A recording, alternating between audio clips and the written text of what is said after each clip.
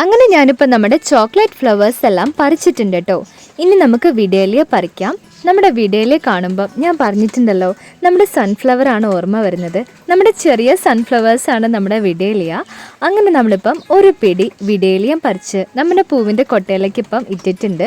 Guys, ആ ടൈമിലാണ് നമ്മുടെ കുഞ്ഞാത്തി ഈ ഒരു ഫ്ലവർ കാണിച്ചു തന്നത് കേട്ടോ. ഇതൊരു ചെറിയ പൂമരമാണ്. നല്ല വൈറ്റ് കളർ ഫ്ലവേഴ്സ് ഇഷ്ടം പോലെ നമ്മുടെ ഈ പൂമരത്തിലുണ്ട്. നമുക്കത് വേഗം പറിക്കാം.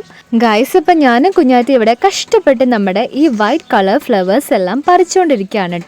അപ്പോൾ ഇഷ്ടം പോലെ ഉണ്ടായിരുന്നു. മാത്രമല്ല, ഒരു കയ്യിലെ ക്യാമറയും ഒരു കയ്യിൽ നമ്മൾ ഫ്ലവറും പറിക്കുകയാണ്. അപ്പോൾ എനിക്കിപ്പോൾ ഇത്രയും കിട്ടിയിട്ടുണ്ട്. അപ്പോഴാണ് നമ്മുടെ കുഞ്ഞാറ്റി ഇവിടെ വള്ളിപ്പാലൻ്റെ പൂക്കളെല്ലാം പറിച്ചുകൊണ്ടിരിക്കുന്ന കണ്ടത്. ഗൈസ്, ഇപ്പോൾ അവൻ്റെ ഡ്രസ്സിൻ്റെ കളറും പൂവിൻ്റെ കളറും ഏകദേശം സെയിം ആയിരുന്നു കേട്ടോ. നമ്മുടെ പൂവിൻ്റെ കൊട്ട ഏകദേശം നിറയാനായി. അപ്പം നമുക്ക് ബാക്കിയുള്ള ഫ്ലവേഴ്സും കൂടി ഇനി കളക്ട് ചെയ്യാം കേട്ടോ.